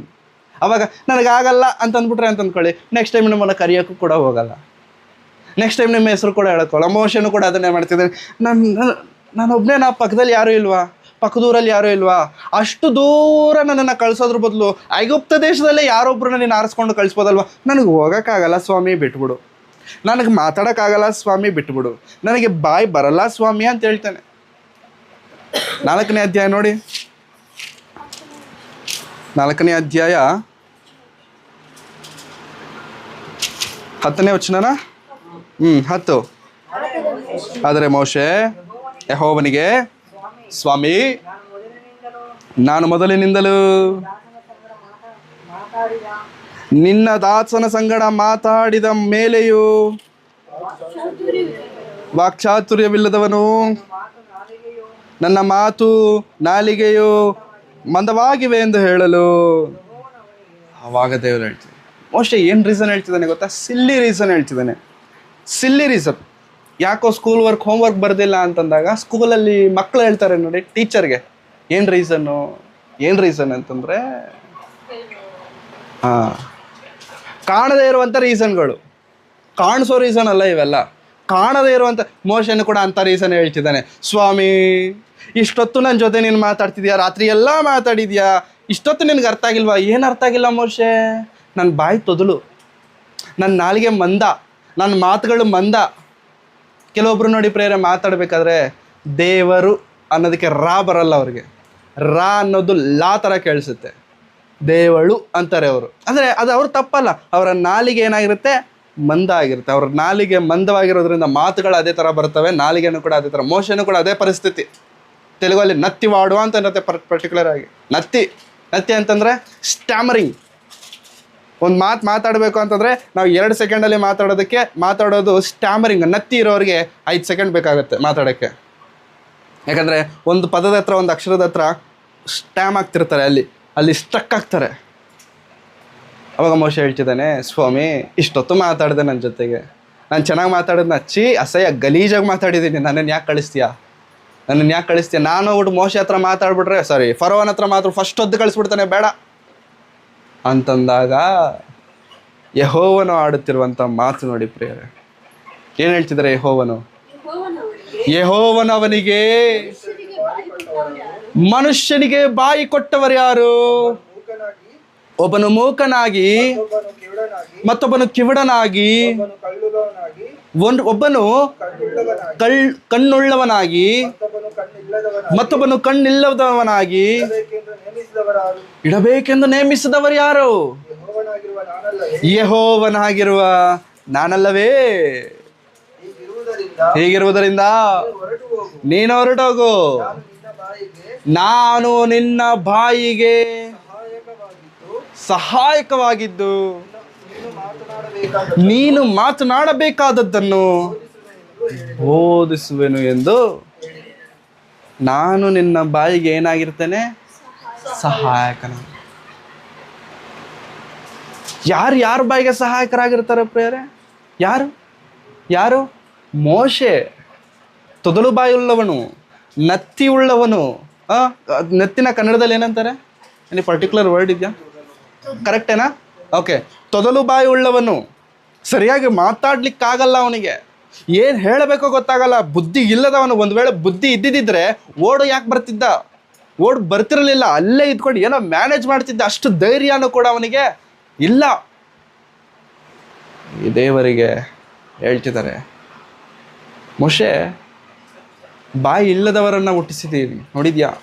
ಬಾಯಿ ಉಳ್ಳವರನ್ನು ಹುಟ್ಟಿಸಿದ್ದೀನಿ ನೋಡಿದ್ಯಾ? ಕಿವಿ ಉಳ್ಳವರನ್ನು, ಕಿವಿ ಕೇಳುವವರನ್ನು ಹುಟ್ಟಿಸಿದ್ದೀನಿ, ಕಿವಿ ಕೇಳದವರನ್ನು ಹುಟ್ಟಿಸಿದ್ದೀನಿ. ಯಾರು? Do you know who it is? ಯೆಹೋವನಾದ ನಾನೇ.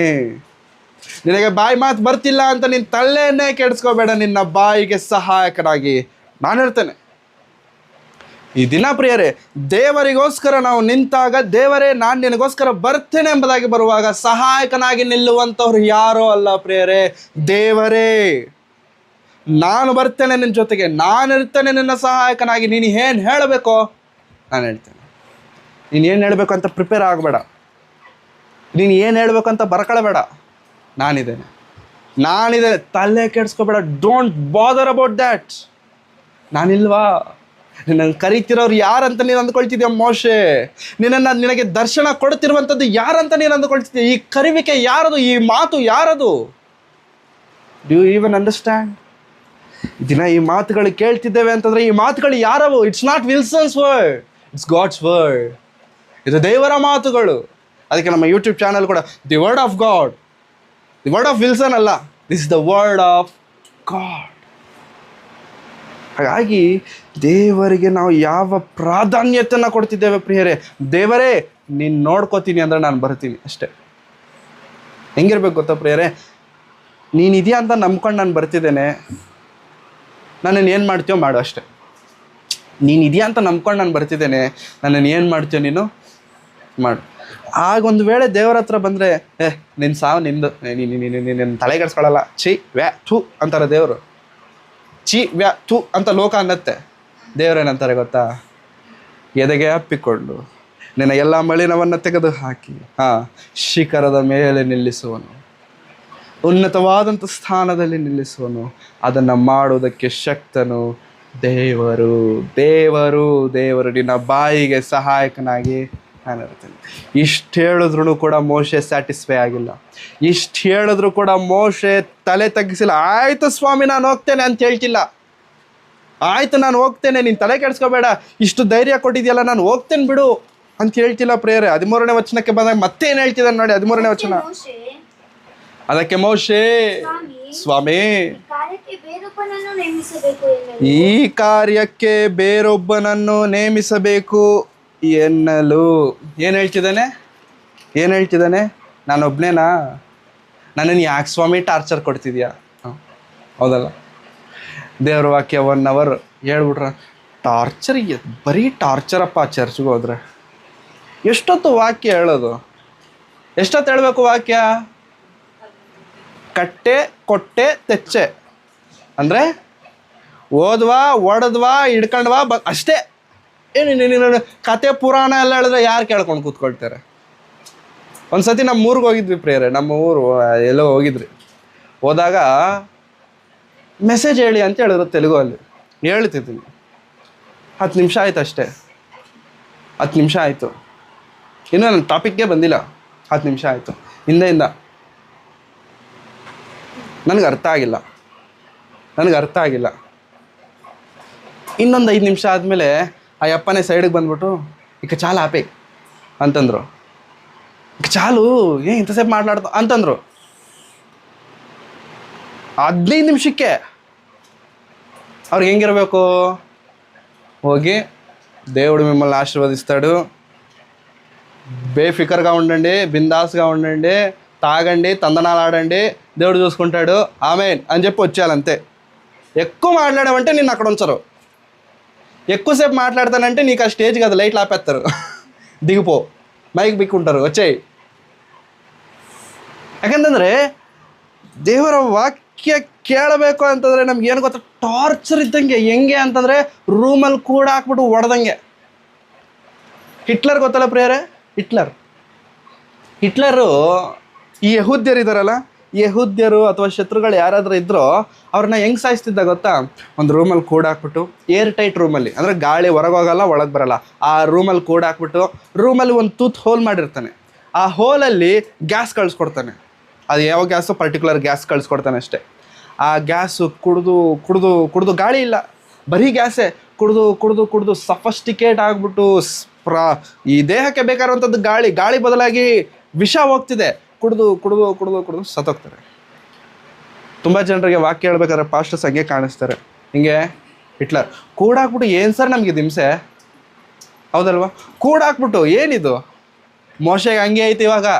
ಸರ್ ಏನು ಸ್ವಾಮಿ ನಿಮ್ಗೆ ಹೇಳ್ತಿದ್ದೀನಿ, ನನ್ಗೆ ಬೇಡ, ನನಗೆ ಬೇರೆಯವ್ರನ್ನ ನೋಡ್ಕೊಳ್ಳಿ ಅಂತ ಹೇಳ್ತಿದ್ದೀನಿ, ಮತ್ತೆ ಏನಿದು? ಆ ಮಾತು ಹೇಳಿದ ತಕ್ಷಣ ಯೆಹೋವನಿಗೆ ಕೋಪಗೊಂಡು, ಯೆಹೋವನು ಅವನ ಮೇಲೆ ಕೋಪಗೊಂಡು. ದೇವರ ಹತ್ರ ಬರೋದಕ್ಕೆ ನಾವು ರೀಸನ್ಸ್ ಹೇಳಿದಾಗ ದೇವರಿಗೆ ಖುಷಿ ಆಗಲ್ಲ, ಕೋಪ ಬರುತ್ತೆ. ರೀಸನ್ಸ್ ಹೇಳಬಾರ್ದು ದೇವ್ರ ಹತ್ರ. There is no reasons. ದೇವ್ರು ಕರೆದ್ರ ಬಂದ್ಬಿಡ್ಬೇಕಷ್ಟೆ. ದೇವ್ರು ಮಾತನಾಡಕ್ಕೆ ಹೇಳಿದಾರ, ಮಾತನಾಡ್ಬೇಕಷ್ಟೇ. ಎಲಿಯನಿಗೆ ದೇವ್ರು ಹೇಳ್ತಾರೆ ಏನಂತ? ನೀನು ಇಲ್ಲಿಂದ ಎದ್ದೋಗು, ಯೋರ್ದಾನ್ ಹೊಳೆ ಹತ್ರ ಹೋಗು, ನಿನಗೆ ಊಟ ಕೊಡ್ತೀನಿ. ಹೆಂಗೆ ಕೊಡ್ತೀಯ ದೇವ್ರೆ? ಬರಗಾಲ ಇದೆ, ಹೆಂಗೆ ಹೋಗ್ಬೇಕು ದೇವ್ರೆ? ಏನು ಕೇಳಿಲ್ಲ ಎಲಿಯನು. ಹೋದ, ಯೋರ್ದಾನ್ ನದಿ ಹತ್ರ ಕೂತ್ಕೊಂಡ, ಫುಡ್ ಬಂದಿಲ್ಲ, ನೀರು ಕುಡ್ದ. ಇನ್ನೂ ಸ್ವಲ್ಪ ಹೊತ್ತು ವೆಯ್ಟ್ ಮಾಡ್ದ, ಡೆಲಿವರಿ ಬಂದಿಲ್ಲ, ಕೊಡ್ದ. ಸ್ವಲ್ಪ ಹೊತ್ತಾದ್ಮೇಲೆ ಕಾವು ಅಂದ್ಕೊಂಡು ಕಾಗೆಗಳು ಬಂದವು. ಏನಿದು ಕಾಗೆಗಳು? ಇಷ್ಟು ತಿಳಿದಿರುವಂಥ ಕಾಗೆಗಳು ಬಂದವು ಅಂತಂದರೆ ಆ ಕಾಗೆಗಳ ಬಾಯಲ್ಲಿ ಫುಡ್ ಇದೆ. ಏನು ಫುಡ್ ಸ್ವಾಮಿ? ಒಂದು ಕಾಗೆ ರೊಟ್ಟಿ ತರ್ತಿದ್ರೆ ಇನ್ನೊಂದು ಕಾಗೆ ಮಾಂಸ ತರ್ತಿದೆ. ಮಾಂಸ ತಂದು ಎಲಿಯನ ಮುಂದೆ ಬೀಳ್ಸಾಕ್ಬಿಡ್ತಷ್ಟೇ. ಏನು ಸ್ವಾಮಿ ಇದು ಫುಡ್ಡು? ಯಾರು ಸ್ವಾಮಿ ಇವರು? Delivery boys. ತಿನ್ನು. ಎಷ್ಟು ದಿನ? ನಾನು ಮತ್ತೆ ಹೇಳೋವರೆಗೂ, ನಾನು ಮತ್ತೆ ನನ್ನನ್ನು ಬೇರೆ ಕಡೆ ಹೋಗು ಅಂತ ಹೇಳೋವರೆಗೂ ಇದೇ ನಿನಗೆ ಫುಡ್. ಮತ್ತು ವಾಟ್ರ್ ಪಕ್ಕದಲ್ಲಿ ಇದೆಯಲ್ಲ, ಏನು? ಯೋರ್ದಾನ್ ನದಿ. ಕುಡಿ, ಆರಾಮಾಗಿ ಕುಡಿ, ಪ್ಯೂರ್ ವಾಟ್ರು, ಸೂಪರ್ ಟೇಸ್ಟು. ಕುಡಿ ತಿನ್ನು. ಅಲ್ಲ, ರೊಟ್ಟಿ ಒಂದು ಕೊಟ್ಟಿದ್ರೆ ಆಗ್ತಿತ್ತಲ್ಲ.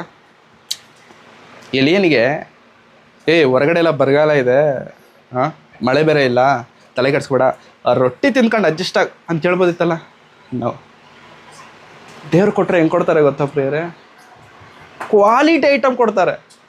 ನಿಜ, ಕ್ವಾಲಿಟಿ ಕೊಡ್ತಾರೆ. ರೊಟ್ಟಿ ಜೊತೆಗೆ ಏನಿದ್ರೆ ಚೆನ್ನಾಗಿರುತ್ತಾರಲ್ಲ ಹೇಳಿ. ಚಪಾತಿ ಮಾಡಿದ್ವಿ ಮನೆಯಲ್ಲಿ, ಚಿಕನೋ ಮಟನೋ, ಸ್ವಲ್ಪ ಖಾರ ಜಾಸ್ತಿ ಹಾಕ್ಬಿಟ್ಟು ತಿಂದರೆ ಹೆಂಗಿರುತ್ತೆ ಹೇಳಿ? ಸೂಪರ್ ಆಗಿರುತ್ತೆ. ಎಲಿಯನ ಎಲಿಯನ ಜೀವನ ನೋಡಿ ಹೆಂಗೈತೆ, ಕಾಲ್ ಮೇಲೆ ಕಾಲು ಹಾಕೊಂಡು ಎಲ್ಲಿಗೋಗಿ ಅಲ್ಲಾಡಂಗಿಲ್ಲ. ಇರೋ ಜಾಗಕ್ಕೆ ಕಾಯಿಗಳು ಬಂದ್ಬಿಟ್ಟು ಊಟ ಕೊಡ್ತಿದ್ದಾವೆ, ಇರೋ ಜಾಗದಲ್ಲಿ ಪಕ್ಕದಲ್ಲಿ ನೀರಿದೆ, ನೀರು ಕುಡಿ ತಿನ್ನು ಮಲಗು, ನೀರು ಕುಡಿ ತಿನ್ನು ಮಲಗು. ಯಾವತ್ತಿನವರೆಗೂ ಮತ್ತೆ ಯೆಹೋವನ ಮಾತಾಡೋರು. ಮತ್ತೆ ಕೆಲವು ತಿಂಗಳಾದ್ಮೇಲೆ ಯೆಹೋವನ ಬಂದು, ಎಲಿಯಾ ಹೆಂಗೈತಪ್ಪ? ಸೂಪರ್ ದೇವ್ರೆ, ಹೆಂಗೈತೆ? ಓ ಸೂಪರ್, ಏನು ನಾನ್ ವೆಜ್ ಬರ್ತೈತೆ, ರೊಟ್ಟಿ ಬರ್ತೈತೆ, ಇನ್ನೇನು ಇವಾಗ ನೀನು ಓಡ್ಬೇಕಾಯ್ತು ವರ್ಷ ಹೊರಡ್ಬೇಕಾ? ಹಾಂ, ಇಲ್ಲಿಗೆ ಸಾರೇಪತ್ ಅನ್ನುವಂಥ ಒಂದು ಊರಿದೆ. ಅಲ್ಲಿ ಒಂದು ವಿಧವೆ ಇದ್ದಾಳೆ, ಪಾಪ ಗಂಡ ಸತ್ತಿದ್ದಾನೆ. ಇಲ್ಲ, ಹಾಂ, ಅವ್ರ ಹತ್ರ ಹೋಗು, ನಿನಗೆ ಊಟದ ವ್ಯವಸ್ಥೆ, ಮಲಗೋ ವ್ಯವಸ್ಥೆ, ಎಲ್ಲ ವ್ಯವಸ್ಥೆ ನಾನು ನೋಡ್ಕೊಂಡಿದ್ದೀನಿ, ನಾನು ಹೇಳಿದ್ದೀನಿ. ನೀನು ಅಲ್ಲ ಸ್ವಾಮಿ, ಆಯಮ್ಮನಿಗೆ ಗಂಡ ಇಲ್ಲ, ಮೊದಲೇ ಬರಗಾಲ, ಆಯಮ್ಮನಿಗೆ ತಿಂಡಿ ತಿನ್ನಕ್ಕಿರಲ್ಲ, ನಾನು ಹೋಗ್ಬಿಟ್ಟು ಆ ಯಮ್ಮನ ಮನೇಲಿ ಕೂತ್ಕೊಂಡು ನನಗೆಲ್ಲಿಂದ ತಿಂಡಿ ತರ್ತಾಳೆ ಅಂತಂದರೆ, ನೀನೋಗಿ ನಾನು ನೋಡ್ಕೊಳ್ತೇನೆ. ಆ ಸಾರೆಪತ್ ಎನ್ನುವಂಥ ಪಟ್ಟಣದ ಊರು ಬಾಗಿಲ ಹತ್ರ ಬರೋಷ್ಟರಲ್ಲಿ ಒಂದು ಹೆಣ್ಣು ಕಟ್ಟಿಗೆಗಳನ್ನು ಹಾಯ್ಕೊಳ್ತಾ ಇದ್ದಾಳೆ. ಕಟ್ಟಿಗೆಗಳನ್ನು, ಏನಮ್ಮ ಇದು ಸೌದೆ ಹಾಯ್ಕೊಳ್ತಿದ್ಯಾ ಅಂತಂದರೆ, ಹೌದು ಸ್ವಾಮಿ, ಇದೇ ಲಾಸ್ಟ್ ಟೈಮ್ ನಾನು ಸೌದೆ ಹಾಯ್ಕೊಳ್ಳೋದು. ಇನ್ಮೇಲೆ ಸೌದೆ ಹಾಯ್ಕೊಂಡ್ರೂ ಕೂಡ ರೊಟ್ಟಿ ಮಾಡ್ಕೊಳ್ಳೋದಕ್ಕೆ ಮನೇಲಿ ಹಿಟ್ಟಿಲ್ಲ, ಮಾಡ್ಕೊಳ್ಳೋದಕ್ಕೆ ಎಣ್ಣೆ ಇಲ್ಲ, ಇದು ಲಾಸ್ಟ್. ಸ್ವಲ್ಪ ಇದೆ, ಒಯ್ತಿದ್ದೀನಿ, ಮಾಡ್ಕೊಳ್ತೀನಿ, ತಿಂತೀನಿ. ನಾನು ಬರ್ಬೋದ ನಿಮ್ಮನೆ? ಬನ್ನಿ, ಸ್ವಲ್ಪ ನೀರು ಕೊಡ್ತೀರಾ? ಅಯ್ಯೋ ತಗೊಳ್ಳಿ ಸರ್, ನೀರು ತಗೊಂಬರ್ತೀನಿ, ನೀರು ಇಲ್ಲೇ ಕೂತ್ಕೊಳ್ಳಿ, ಮಂಚದ ಮೇಲೆ ಮರದ ಕೆಳಗಡೆ ಕೂತ್ಕೊಳ್ಳಿ, ತರ್ತೀನಿ. ಅಮ್ಮ ಬರ್ತಾ ಆ ಸೌದೆ ಹಾಯ್ಕೊಂಡು ಬಂದಲ್ಲ, ಹಾಂ, ಅದರಿಂದ ಸ್ವಲ್ಪ 2 ರೊಟ್ಟಿ ಮಾಡಿಕೊಡ್ತೀಯ ನನಗೆ? ಒಂದು ರೊಟ್ಟಿ ಮಾಡಿಕೊಡ್ತೀಯ? ಬಾಯಿ ಬಿದ್ದೋಯ್ತು ಯಾರಿಗೆ? ಆ ಅಮ್ಮನಿಗೆ. ಇರೋದೇ ಒಂದು ರೊಟ್ಟಿ ಮಾಡೋಕ್ಕೆ, ಎಷ್ಟೋ ಒಂದು, ಅದನ್ನಾನು ಕೂಡ ನಿನಗೆ ಮಾಡಿಕೊಡ್ಬೇಕಾ? ನಾನು ನನ್ನ ಮಗನ ತಿಂದು ನಾವಿಬ್ಬರು ಸಾಯ್ಬೇಕು, ನಿನಗೆ ಕೊಡ್ಬೇಕಾ? ಬೇಡ, ನನಗಾಗಲ್ಲ ಅಂತ ಹೇಳ್ಬಿಟ್ಟು ಡೈರೆಕ್ಟಾಗಿ ಹೇಳ್ಬಿಟ್ಟು. ಎಲಿಯನು ಹೇಳಿದ್ಮೇಲೆ ಎದ್ದೋಗ್ಬೇಕು ತಾನೆ, ಹೇಳಿದ್ಮೇಲೆ ಎದ್ದೋಗ್ಬೇಕಾ ಬೇಡವಾ? ಮನೆಗೆ ಬೇಡ್ಕೊಳ್ಳೋರು ಬಂದ್ರೂ ಕೂಡ ಇಲ್ಲ ಅಂತಂದರೆ ಅವರೇ ಸೈಡ್ಗೆ ಹೋಗ್ತಾರೆ. ಮನೇಲಿ ಊಟ ಕೇಳಿ, ಇವಾಗ ಯಾರೂ ಬರ್ತಿಲ್ಲ ಬಿಡಿ, ಬರ್ತಿದ್ರು ಒಂದು 2-3 ವರ್ಷದ ಹಿಂದೆ, ಕರೋನಾ ಮುಂದೆ ಬರ್ತಿದ್ರು, ಊಟ ಕೇಳ್ಕೊಂಡು ಬರ್ತಿದ್ರು. ಊಟ ಇದೆ ಅಂತಂದರೆ ಹಾಕ್ಸ್ಕೊಳ್ತಿದ್ರು, ಇಲ್ಲಮ್ಮ ಇನ್ನೂ ಹುಡುಗಿ ಅಡುಗೆ ಮಾಡಿಲ್ಲ ಅಂತಂದರೆ ಪಕ್ಕದ ಮನೆ ನೋಡ್ಕೊಳ್ತಿದ್ರು. ಎಲಿಯನಿಗೆ ಡೈರೆಕ್ಟಾಗಿ ಎದ್ದೋಗ್ಬೇಕು ತಾನೆ, ಎಲಿಯನಿಲ್ಲ. ಏನು ಹೇಳ್ತಿದ್ದಾನೆ? ಏನು ಹೇಳ್ದ ನನಗೆ ಅದೆಲ್ಲ ಕೇಳಿಸಿಲ್ಲ, ಫಸ್ಟು ರೊಟ್ಟಿ ಮಾಡ್ಕೊಂಡವ. ಅಮ್ಮ ಓದ್ಲಂತೆ, ರೊಟ್ಟಿ ಮಾಡಿದ್ಲಂತೆ, ತಂದಳಂತೆ. ಏನಪ್ಪ ಈ ಅಪ್ಪ ಇಷ್ಟೊಂದು ಕ್ರೂರಿ, ರೊಟ್ಟಿನೂ ಕೂಡ ಕಿತ್ಕೊಂಡು ತಿಂದ್ಬಿಟ್ನಲ್ಲ, ಸ್ವಾಭಿಮಾನ, ರೊಟ್ಟಿನೂ ಕೂಡ ಕಿತ್ಕೊಂಡು ತಿಂದ್ಲಲ್ಲ ಅಂತ ಅಂದ್ಕೊಳ್ತಿರ್ಬೇಕಾದ್ರೆ, ಇನ್ನೇನು ಆ ತಟ್ಟೆ ತೊಳೆಯೋಕೆ ಮನೆಗೆ ಹೋಗ್ತಿರ್ಬೇಕಾದ್ರೆ ಹಿಟ್ಟಿದೆಯಂತೆ, ಎಣ್ಣೆ ಇದೆಯಂತೆ, ಒಂದಲ್ಲ 100 ರೊಟ್ಟಿ ಮಾಡ್ಕೊಳ್ಳೋಷ್ಟು ಹಿಟ್ಟು, ಒಂದಲ್ಲ 100 ರೊಟ್ಟಿ ಮಾಡ್ಕೊಳ್ಳೋಷ್ಟು ಎಣ್ಣೆ. ಓಡ್ ಬಂದು ಎಲಿಯನ ಹತ್ರ, ಸ್ವಾಮಿ ಹಿಟ್ಟಿನ ಮಡಿಕೆ ತುಂಬಿದೆ, ಎಣ್ಣೆಯ ಮಡಿಕೆ ತುಂಬಿದೆ. ಹೇಗೆ ಅಂತಂದರೆ ಇದು ಯೆಹೋವನ ಕಾರ್ಯ, ಇದು ಯೆಹೋವನ ಕಾರ್ಯ. ಅದಕ್ಕೆ ದೇವರನ್ನ ನಂಬಿ ಜೇಬ್ ಖಾಲಿ ಮಾಡ್ಕೊಳ್ಳಿ. ಹೇಳೋದೇನು ಗೊತ್ತಾ? ದೇವರ ಮೇಲೆ ನಂಬಿ, ದೇವರ ಮೇಲೆ ಆಸಕ್ತಿ ಇಟ್ಕೊಂಡು ಜೇಬು ಖಾಲಿ ಮಾಡ್ಕೊಳ್ಳಿ. ತುಂಬ ಸತಿ ಅರ್ಥ ಆಗದಿರೋವಂಥ ವಿಷಯ ಗೊತ್ತಾ ಪ್ರಿಯರೇ? ಜೇಬು ಯಾವಾಗಲೂ ಖಾಲಿನೇ ಇರುತ್ತೆ. ಜೇಬು ಅಂತಂದರೆ ನನ್ನ ಅರ್ಥ ಏನು ಹಣ ಇರಲ್ಲ, ನನ್ನ ಉದ್ದೇಶ ಏನು ಹಣ ಇರಲ್ಲ. ಆದರೂ ಕೂಡ ಹೆಂಗಿರುತ್ತೆ ಗೊತ್ತಾ ಪ್ರಿಯರೇ ಲೈಫು? ಆದರೂ ಕೂಡ ಜೀವನ ಹೆಂಗಿರುತ್ತೆ ಗೊತ್ತಾ? ಸಾಲ ಅನ್ನೋದು ಕಾಣಿಸ್ತಿರಲ್ಲ, ಕಷ್ಟ ಅನ್ನೋದು ಕಾಣಿಸ್ತಿರಲ್ಲ, ಒಳ್ಳೆ ಫುಡ್ ತಿಂತಿರ್ತೀವಿ, ಎಲ್ಲ ಚೆನ್ನಾಗಿ ನಡೀತಿರುತ್ತೆ. ಹೆಂಗಪ್ಪ ಅಂತಂದರೆ ಇದು ನಾನು ಮಾಡ್ತಿರೋ ಕೆಲಸ, ಇದು ನಾನು ಮಾಡ್ತಿರೋ ಕೆಲಸ. ಮೋಶೆಗೂ ಇಷ್ಟೆಲ್ಲ ಮೋಶೆಗೆ ಹೇಳ್ತಿದ್ರು ಕೂಡ ಮೋಶೆಗೆ ಅರ್ಥ ಆಗ್ತಿಲ್ಲ. ನಾನಲ್ವಾ, ನಾನು ಬಿಡು ನನ್ನನ್ನು ಬೇರೆಯವ್ರನ್ನ ನೋಡ್ಕೊ ಅಂತಂದರೆ, ನೋ, ನೀನೇ ಬರಬೇಕು, ನೀನೇ ಮಾತನಾಡಬೇಕು. ಬಾಯಿ ತೊದಲಂದಲ್ಲ, ಆರೋನನ್ ಬರ್ತಾನೆ, ಅವನು ನಿಮ್ಮಣ್ಣ ಬರ್ತಾನೆ, ಅವನು ನಿನ್ನ ಮಾತಿಗೆ ಮಾತಾಡ್ತಾನೆ. ನೀನು ಸುಮ್ಮನೆ ಇದ್ದುಕೊಂಡು ನಾನು ಹೇಳಿದ ಮಾತು ಕೇಳು. ದೇವರು ಅದನ್ನೇ ಹೇಳ್ತಾರೆ. ಸಾಗರ್, ದೇವರು ಅದನ್ನೇ ಹೇಳೋದು ಏನಂತ? ಓವರ್ ಆ್ಯಕ್ಟಿಂಗ್ ಮಾಡಬೇಡ. ನಿನಗೇನು ಗೊತ್ತು ನಿನಗೆ ಗೊತ್ತಿರೋದು ಸ್ವಲ್ಪ, ನನಗೆ ಗೊತ್ತಿರೋದು ಜಾಸ್ತಿ. ನೀನು ಮಾಡೋಕ್ಕಾಗೋದು ಸ್ವಲ್ಪ, ನಾನು ಮಾಡೋಕ್ಕಾಗೋದು ದೊಡ್ಡದು. ನೀನು ತಲೆ ಕೆಡಿಸ್ಕೊಬೇಡ, ಬಾ. ನೀನು ತಲೆ ಕೆಡಿಸ್ಕೊಬೇಡ, ನಿಲ್ಲು. ನೀನು ತಲೆ ಕೆಡಿಸ್ಕೊಬೇಡ, ಮಾತನಾಡು. ನೀನು ತಲೆ ಕೆಡಿಸ್ಕೊಬೇಡ, ಹೋಗು. ನೀನು ತಲೆ ಕೆಡಿಸ್ಕೊಬೇಡ, ಅಲ್ಲಿ ಏನಾಗುತ್ತೆ ಹೆಂಗಾಗುತ್ತೆ. No, you don't bother about that. ನಾನು ಹೋಗಕ್ಕೆ ಹೇಳಿದ್ದೀನಿ ಅಂತಂದಮೇಲೆ ಹೋಗು, ನಾನು ಮಾತನಾಡಕ್ಕೆ ಹೇಳಿದ್ದೀನಿ ಅಂತಂದಮೇಲೆ ಮಾತನಾಡು, ನಾನು ಮಾಡೋಕ್ಕೆ ಹೇಳಿದ್ದೀನಿ ಅಂತಂದಮೇಲೆ ನೀನು ಮಾಡು. ದಿನ ಮೋಶೆಯಾಗೆ ನಾವಿದ್ದೇವ? ಮೋಶೆ ಬಲಹೀನನು, ಧೈರ್ಯವಿಲ್ಲದವನು. ಆದಾಗ್ಯೂ ದೇವರು ಧೈರ್ಯ ಕೊಟ್ಟು ಮೋಶೆಯನ್ನ ಐಗುಪ್ತ ದೇಶಕ್ಕೆ ಕಳಿಸಿದ. ಅದಾದ ನಂತರ ಮೋಶೆಯ ಜೀವನ ಬದಲಾಯಿತು. ಧೈರ್ಯವಿಲ್ಲದವನು ಲಕ್ಷಾಂತರ ಜನರನ್ನು ನಡೆಸುವಂಥ ನಾಯಕನಾದ, ಧೈರ್ಯವಿಲ್ಲದವನು 10 ಸೂಚಕ ಕಾರ್ಯಗಳನ್ನು ಮಾಡುವುದಕ್ಕೆ ಕಾರಣನಾದ, ಧೈರ್ಯವಿಲ್ಲದವನು ಕೆಂಪು ಸಮುದ್ರವನ್ನು 2 ಭಾಗಗಳನ್ನಾಗಿ ಮಾಡಿದ, ಧೈರ್ಯವಿಲ್ಲದವನು ಹಗಲು ಮೇಘಸ್ತಂಭವಾಗಿಯೂ ರಾತ್ರಿ ಅಗ್ನಿಸ್ತಂಭವಾಗಿಯೂ ಇಸ್ರಾಯೇಲ್ಯರನ್ನು ನಡೆಸುವಂಥ ನಾಯಕನಾಗಿರುವುದಕ್ಕೆ ಕಾರಣವಾದ. ದಿನಪ್ರಿಯರೇ, ನಾವು ದೇವರಿಗೋಸ್ಕರ ನಿಂತು, ದೇವರಿಗೋಸ್ಕರ ಮಾಡಿ, ದೇವರಿಗೋಸ್ಕರ ಆಡಿ ಏನು ಮಾಡದಕ್ಕಾಗತ್ತ ಮಾಡುವುದಾದರೆ ಪ್ರಿಯರೇ, ದೇವರು ಬಲವಾಗಿ ಉಪಯೋಗಿಸಿಕೊಳ್ಳೋದಕ್ಕೆ ಶಕ್ತನ.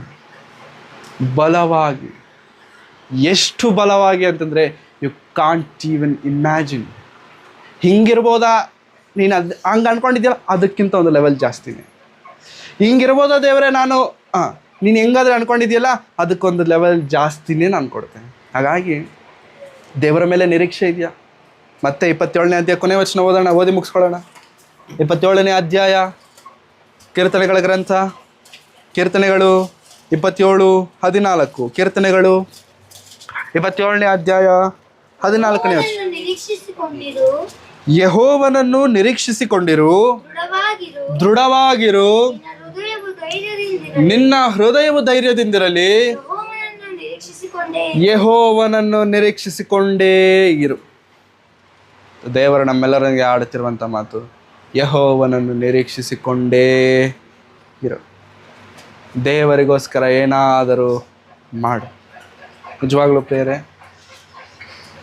ದೇವರು ನಮ್ಮ ಸಭೆ ಮೇಲೆ ತನ್ನ ಮಹಾಪ್ರೀತಿಯನ್ನು ಇಟ್ಟಿದ್ದಾರೆ. ಮತ್ತೆ ಹೇಳ್ತಿದ್ದಾನೆ, ದೇವರು ನಮ್ಮ ಮೇಲೆ ತನ್ನ ಮಹಾಪ್ರೀತಿಯನ್ನು ಇಟ್ಟಿದ್ದಾರೆ. ದೇವರು ಮುಂದಕ್ಕೆ ಹೇಗೆ ನಡೆಸ್ತಾರೋ ನಿಜವಾಗ್ಲೂ ಗೊತ್ತಿಲ್ಲ.